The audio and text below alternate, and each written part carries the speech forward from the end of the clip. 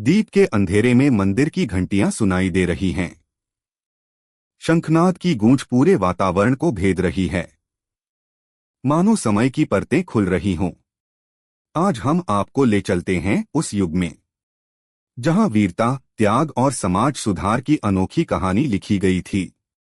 वह कहानी है महाराजा अग्रसेन की। इतिहास कहता है कि हर युग में ऐसे राजा जन्म लेते हैं जो सिर्फ युद्ध नहीं लड़ते बल्कि समाज की आत्मा को भी नया जीवन देते हैं। महाराजा अग्रसेन का नाम उन्हीं राजाओं में आता है जिन्होंने एक नए युग की शुरुआत की। महाराजा अग्रसेन का जन्म महाभारत काल के कुछ समय बाद हुआ माना जाता है। महाराजा अग्रसेन ने अपना जीवन लोगों के कल्याण के लिए समर्पित कर दिया। कहते हैं बचपन से ही अग्रसेन गंभीर स्वभाव के थे। उनकी आंखों में अद्भुत तेज था। गुरुकुल में शिक्षा के समय वे हमेशा धर्म और न्याय की बातें करते। युद्धकला में भी वे निपुण हो रहे थे। ध्यान, तपस्या और नीति की शिक्षा ने उनके व्यक्तित्व को और भी ऊंचा बना दिया। बचपन में ही एक बार उन्होंने देखा कि समाज में अमीर और गरीब के बीच बड़ी खाई है। गरीब लोग भूख से तड़प रहे थे, वहीं अमीर लोग अपार धन में डूबे हुए थे। उस दृश्य ने छोटे से अग्रसेन के मन पर गहरी छाप छोड़ी।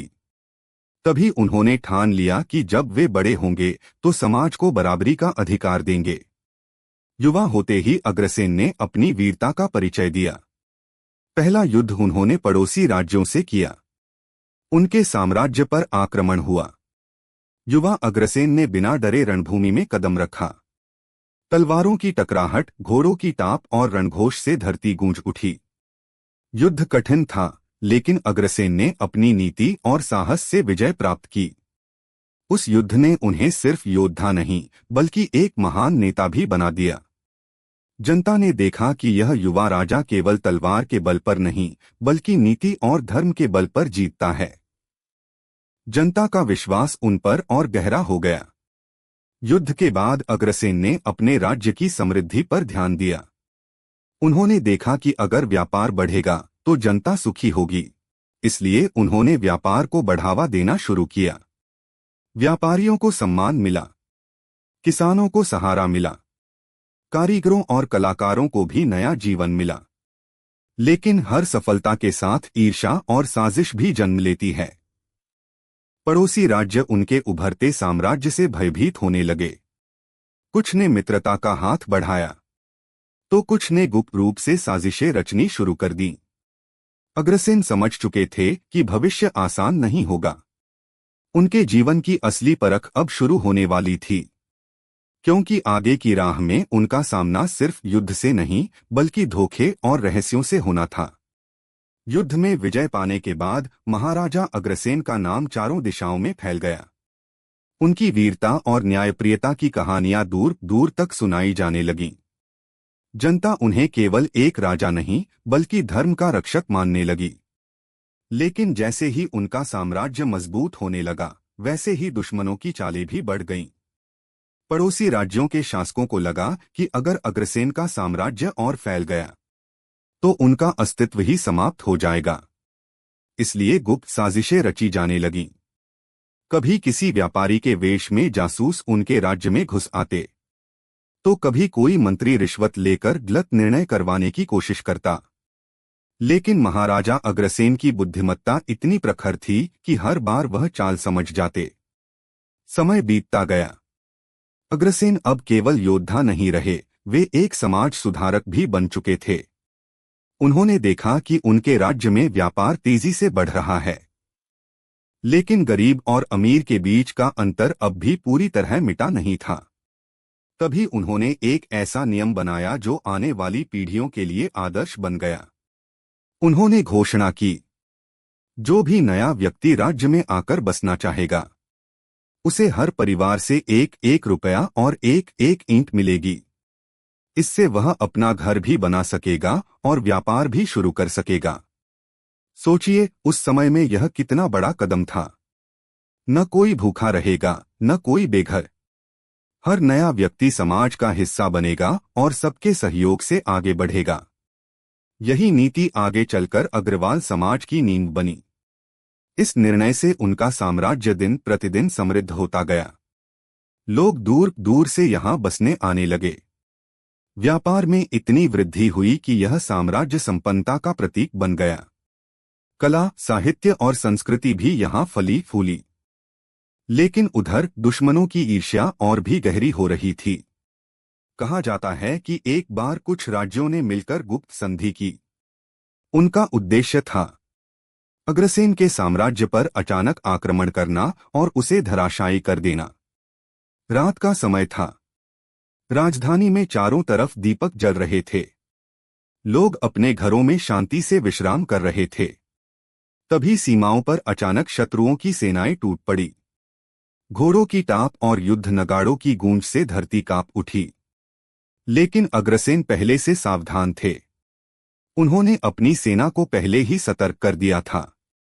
जैसे ही आक्रमण हुआ, रणभूमि में उनकी सेना कूद पड़ी।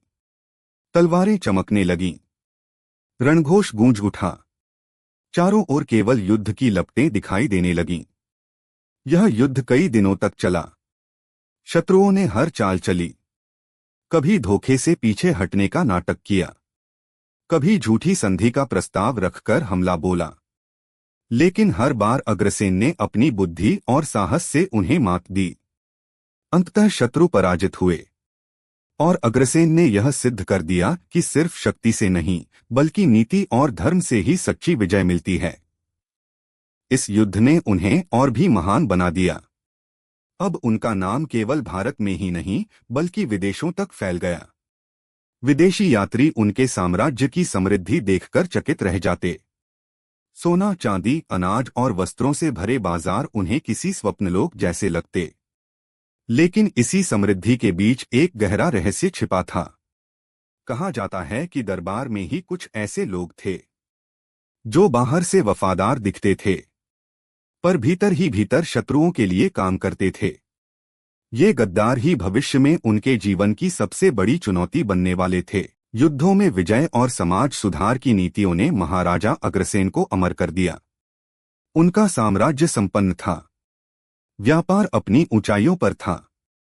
लोग सुख और समृद्धि से भरपूर जीवन जी रहे थे। लेकिन इतिहास गवाह है कि जहां समृद्धि होती है, वहां ईर्ष्या और धोखा भी जन्म लेता है। महाराजा अग्रसेन को अपने ही दरबार में गद्दारों का सामना करना पड़ा। कुछ मंत्री लालच और स्वार्थ में अंधे हो गए।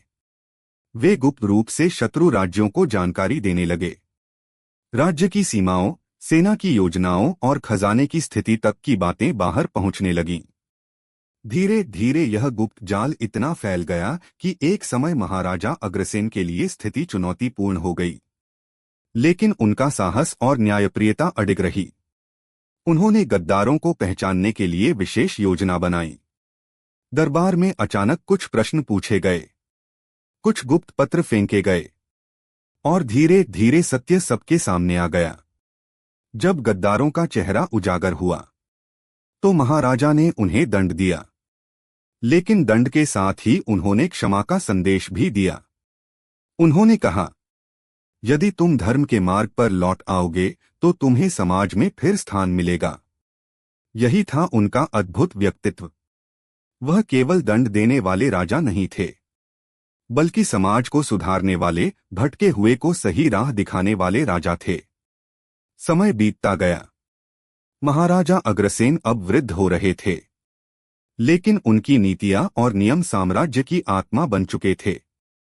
उनके बनाए 1 रुपया और 1 ईंट के नियम ने समाज में बराबरी और सहयोग की मिसाल कायम कर दी।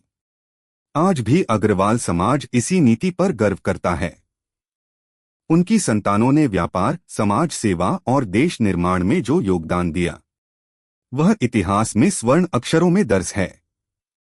लेकिन महाराजा अग्रसेन के अंतिम दिनों से जुड़ा एक रहस्य हमेशा लोगों को आकर्षित करता है।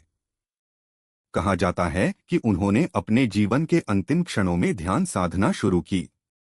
वे धीरे धीरे सांसारिक मोह से दूर होते गए। एक रात जब पूरा साम्राज्य गहरी नींद में था, तब महाराजा अग्रसेन ध्यानावस्था में समाधि में लीन हो गए।